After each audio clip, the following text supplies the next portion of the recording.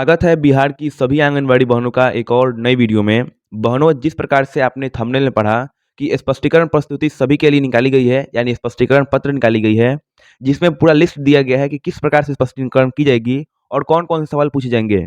तो अगर आप भी एक बिहार की आंगनबाड़ी बहनें हैं और जानना चाहती हैं कि स्पष्टीकरण के दौरान कौन-कौन सवाल पूछे जाते हैं और ये जो लिस्ट आप यहाँ पे स्क्रीन पे देख रही हैं, इस लिस्ट में क्या-क्या दिया गया है, कौन-कौन से कारण से आप स्पष्टीकरण में दोषी पाई जा सकती हैं, उसके बारे में जानकारी देंगे। लेकिन उससे पहले हम बता दें कि बिहार की सभी आंगनबाड़ी बहनों के लिए वीडियो है, क्योंकि बिहार में लगभग जितनी भी आंगनबाड़ी सेविका एवं सहायिका बहनें हैं, उनके लिए ये पत्र है, स्पष्टीकरण प्रस्तुति पत्र है, इसको प्रकाशित किया गया है, जो सीधे बिहार आईसीडीएस निर्देशालय द्वारा दिया गया है। यानी आप ये भी बोल सकते हैं कि मुख्यमंत्री द्वारा निकाला गया है, जो बिहार विधानसभा से है। तो आइए इस वीडियो में जानते हैं कि किस प्रकार से आप स्पष्टीकरण से बच सकती हैं और इस पत्र में कौन-कौन से सवाल दिए गए हैं, जिनको आपको तैयार रखना है और जब भी आपके ऊपर स्पष्टीकरण हो या जब भी आपके ऊपर निरीक्षण हो, तो आप उससे बच सकें। वीडियो को शुरू करने से पहले हमारी आप सभी से एक रिक्वेस्ट है कि आप सभी आंगनबाड़ी बहनें वीडियो देखती हैं, लेकिन इस वीडियो को अपने अन्य आंगनबाड़ी बहनों के पास शेयर नहीं करती हैं। तो प्लीज़ इस वीडियो को सभी आंगनबाड़ी बहनों के साथ शेयर कीजिए, जिनके अनुसार उनको पता लग सके कि किस प्रकार से स्पष्टीकरण में आपसे सवाल पूछे जाएँगे और कौन-कौन को सवाल आपको इस बार तो देखिए, आंगनबाड़ी केंद्र निरीक्षण पत्र हमने बताया था कि स्पष्टीकरण पत्र है और निरीक्षण पत्र सेम बात है, कोई अलग बात नहीं है। इसमें देखिए राज्य, जिला स्तरीय पदाधिकारी और जिला प्रोग्राम पदाधिकारी के लिए जारी किया गया है। यानी इस पत्र में जो-जो भी जानकारी दी गई है, इसी प्रकार का पत्र आपके केंद्र पर लेकर आया जाएगा और उसमें यहाँ पे पहले जिला का नाम भरा जाएगा कि किस जिले से आंगनबाड़ी केंद्र है। उसके बाद परियोजना का नाम दिया जाएगा। उसके बाद यहाँ पे आंगनबाड़ी केंद्र का संख्या दिया जाएगा, नाम का संख्या दिया जाएगा, पंचायत भरा जाएगा, तिथि भरी जाएगी कि किस तिथि के द्वारा आपके केंद्र पर निरीक्षण किया गया है और समय का आगमन लिखा जाएगा, यानी कब आपके केंद्र पे आया गया था और प्रस्थान यानी कब आपके केंद्र से गया गया था। तो यहाँ पे समय का आगमन और यहाँ पे प्रस्थान लिखा जाएगा और सेविका जो है उनका यहाँ पे मोबाइल नंबर भी यहाँ पे दर्ज किया जाएगा।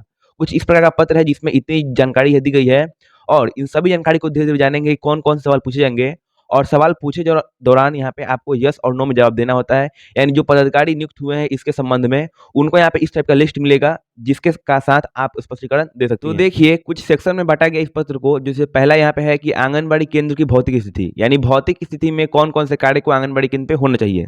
सबसे पहला यहाँ पे दिया गया है केंद्र खुला है या नहीं।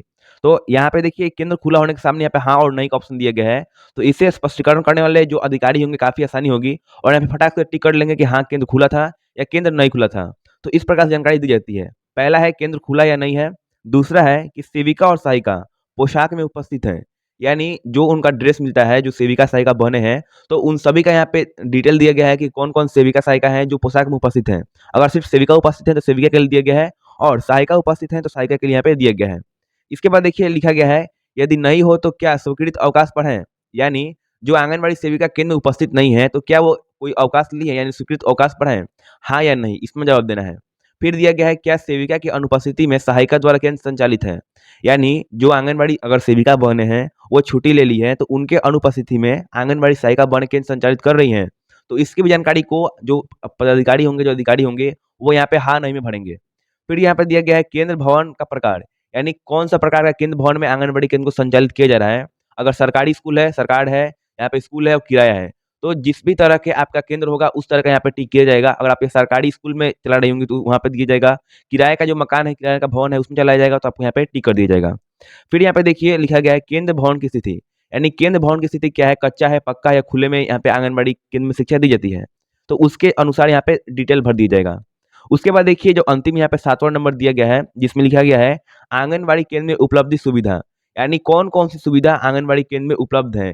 इसकी जानकारी यहाँ पे आपको यहाँ पे जो पदाधिकारी होंगे यहाँ पे दर्ज करेंगे। अगर आपके आंगनबाड़ी केंद्र के पास शौचालय है तो शौचालय भर दिया जाएगा, स्वच्छ पीने का पानी है तो वो भर दिया जाएगा, बिजली की व्यवस्था है वो भर दिया जाएगा और यहाँ पे अन्य व्यवस्था है उसको भर दिया जाएगा।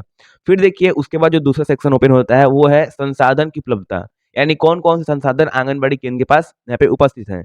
पहला है वजन मशीन की उपलब्धता, यानी आंगनबाड़ी जो सेविका सहायिका हैं उनके पास वजन मशीन है, वो बेबी का है, वयस्क का है या साइटर है। यानी 3 प्रकार के वजन मशीन होते हैं जिसके बारे में यहाँ पे जानकारी दी गई है।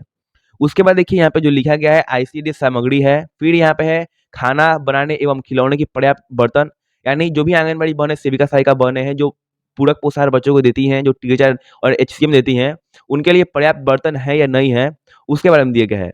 फिर यहाँ पे है मेडिसिन किट, यानी अगर बच्चे की तबीयत खराब हो जाए या बच्चे को चोट लग जाए तो उससे संबंधित मेडिसिन किट यहाँ पे आंगनबाड़ी केंद्र में उपलब्ध है या नहीं है। इसके बाद देखिए यहाँ पे नीचे दिया गया है स्कूल पूर्व शिक्षा और पूरक पोषाहार, यानी स्कूल पूर्व शिक्षा और पूरक पोषाहार में क्या-क्या जो यहाँ पे आंगनबाड़ी केंद्र से पूछा जा सकता है। इसमें यह है कि आज उपस्थिति यानी संख्या भरी जाएगी और दूसरा है कि क्या आंगनबाड़ी केंद्र में पीने का पानी फ़िल्टर में रखा गया है या नहीं? इसके बारे में जानकारी दी जाएगी। यानी अगर आपके केंद्र पे फ़िल्टर उपलब्ध कराया गया है, तो क्या आप बच्चों को फ़िल्टर का पानी देती हैं या नहीं देती हैं? इसके बारे में अधिकारी द्वारा हाँ या नहीं में जवाब दिया जाएगा। अगर आपके केंद्र पे होगा, तो यहाँ पे हाँ भर दिया जाएगा और नहीं होगा, तो आपको यहाँ पे नहीं भर दिया जाएगा। इसके बाद देखिए जो तीसरा नंबर है, क्या पका हुआ खाना उपस्थित बच्चों के लिए पर्याप्त है? यानी जो भी आंगनबाड़ी बहनें, सेविका, सहायिका बहनें जो खाना बनाती हैं, वो आंगनबाड़ी केंद्र के जो जितने बच्चे हैं, उनके लिए उपस्थित है या नहीं है? यानी ये ना हो कि भोजन कम मात्रा में उपलब्ध हो और अधिकारी आएँ तो आपको पकड़ लें, तो इसीलिए आप पर्याप्त मात्रा में खाना बनाएँ, जिससे बच्चों की उपलब्धता सीमित रह सके। यहाँ पे भी हाँ, नहीं में जवाब देना है, जो अधिकारी होंगे भर लेंगे, अगर आपके आंगनबाड़ी केंद्र पे पर्याप्त खाना होगा, तो यहाँ पे हाँ भर दिया जाएगा और नहीं होगा, तो यहाँ पे नहीं भर दिया जाएगा।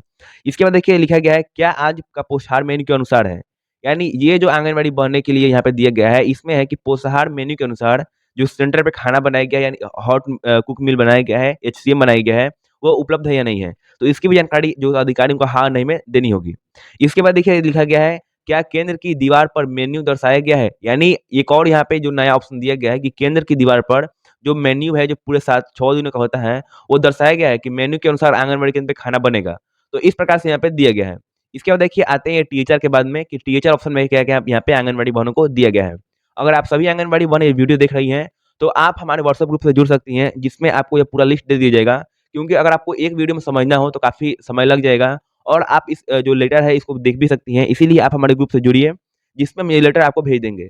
जिसके अनुसार आप खुद से पढ़ सकती हैं कि क्या-क्या यहाँ पे सामग्री दी जा रही है और कौन-कौन से कार्य आपको इसके दौरान करने होंगे। इसके बाद देखिए टीएचआर में लिखा गया है, क्या आज टीएचआर दिवस है? यानी अगर उस दिन जिस दिन अधिकारी आपके केंद्र पर आएँगे, तो उस दिन अगर टीएचआर दिवस होगा तो हाँ, नहीं में जवाब देना है। फिर दिया गया है टीएचआर का वितरण तराजू में तौलकर किया जा रहा है या नहीं किया जा रहा है? इसके बारे में जानकारी दीजिए। तो यहाँ पे देखिए टीएचआर का जो वितरण है, अगर तराजू से तौलकर करती हैं, तो आप पे कोई स्पष्टीकरण नहीं हो सकती है, आपको यहाँ पे नहीं भर दिया जाएगा। इसके बाद देखिए लिखा गया है टीएचआर अंतर्गत वितरण किए जा रही सामग्री एवं मात्रा। यानी जो भी मात्रा में आपको टीएचआर वितरण कर रही हैं, वो सामग्री क्या-क्या है, उसमें देखिए दिया गया है। चावल दिया गया है, दाल दिया गया है, सोयाबीन दिया गया है और यहाँ पे अन्य दिया गया है। तो आप जो-जो भी टीएचआर के दौरान वितरण कर रही होंगी, आपको यहाँ पे भर दिया जाएगा। इसके बाद देखिए, जो अगला ऑप्शन है, वो है पूरक पोषाहार एवं टीएचआर के वितरण हेतु खाद्य कच्ची सामग्री एवं भंडारण एवं सत्यापन। इसमें दिया गया है, क्रिय किए गए खाद्य कच्ची सामग्री की मात्रा, पोषाहार क्रय एवं भंडार पंजी के आधार पर चावल, दाल, सोयाबीन अन्य यहाँ पे भरना होगा। उसके बाद निरीक्षण के समय भंडार में अवकाश, खदान, कच्चा माल और जो भी कच्ची मात्रा में भौतिक सत्यापन होंगी, उसके लिए अभी आपको चावल, दाल और सोयाबीन अन्य की यहाँ पे मात्रा विभाग द्वारा यहाँ पे भर दी जाएगी। उसके बाद देखिए जो टीकाकरण से संबंधित है, यानी टीकाकरण में क्या-क्या आपको देखा जाता है, उसके बारे में बताया गया है कि यहाँ पे जो टीकाकरण है लिखा गया है कि पिछले टीकाकरण दिवस तिथि, यानी जो पिछला टीकाकरण हुआ था, उसकी तिथि आपको यहाँ पे भरना है।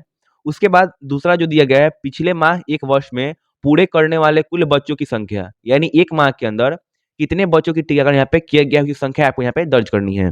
उसमें दिया गया है, उसमें कितने बच्चे का पूर्ण टीकाकरण हुआ, यानी उसमें कितने बच्चों का पूर्ण टीकाकरण हुआ। टीकाकरण का स्टेज बहुत होता है, फर्स्ट, सेकंड एंड थर्ड होता है, तो उसमें कितने बच्चों का जो स्टेज था, माने जो टीकाकरण का पूर्ण टीकाकरण हुआ, वो कितने बच्चों का वो यहाँ पे दर्ज करना है। फिर देखिए इसके बाद यहाँ पे आता है कि केंद्र संचालन में सामुदायिक सहयोग मिल रहा है या नहीं मिल रहा है। तो इसमें अधिकारी द्वारा देखा जाएगा कि आपके केंद्र में सामुदायिक सहयोग मिल रहा है या नहीं मिल रहा है। तो इसके अंतर्गत आपको यहाँ पे हाँ और नहीं में जवाब यहाँ पे दे दिया जाएगा। फिर यहाँ पे है केंद्र पर सभी अवकाश पंजीकरण संधारित है, यानी आंगनबाड़ी केंद्र पर अवकाश का जो भी आवश्यक पंजी है, वो आपके केंद्र पर उपलब्ध है या नहीं है, इसके बारे में यहाँ पे जानकारी दे दी जाएगी। फिर यह पिछला ग्राम भ्रमण किस क्रिया के दौरान किया गया था, यानी कब आपका जो गृह भ्रमण है, पिछला बार कब किया गया था। और इसके बाद जो सबसे अंतिम में है, वो है कि बेहतर संचालन हेतु निर्देश अनुसार निरीक्षण पंजी भी यहाँ पे लिखा जाएगा।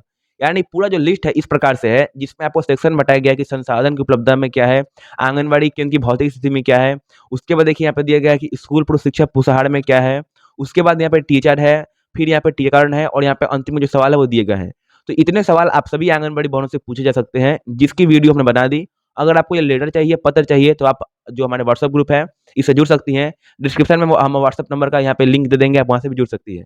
तो आज की वीडियो में बस इतना ही। आप इस वीडियो को अनेक आंगनबाड़ी बहनों के साथ शेयर कीजिएगा, जिनके अनुसार उनको पता लग सके कि जिला प्रोग्राम पदाधिकारी द्वारा जो नए अधिकारी आ रहे हैं, जो आंगनबाड़ी केंद्र पर निरीक्षण कर सकते हैं, उनके द्वारा क्या-क्या पूछा जाएगा और इस प्रकार की लिस्ट आपको पहले ही बता दी जा रही है कि आपको ये काम करना होगा। तो आपको इस पीडीएफ को लेने के लिए हमारे व्हाट्सएप ग्रुप से जुड़ना होगा। अगर जुड़ना चाहती हैं तो डिस्क्रिप्शन में लिंक है, आप हमसे जुड़ सकती हैं। साथ ही इस वीडियो को अपने आंगनबाड़ी बहनों के पास शेयर करना ना भूलिएगा। अगर आपको ये वीडियो थोड़ी-सी भी अच्छी लगे तो प्लीज़ वीडियो को लाइक और चैनल को सब्सक्राइब कर दीजिएगा। हम फिर से ज़रूर मिलेंगे एक और नई और बहुत ही इन्फॉर्मेटिव वीडियो के साथ।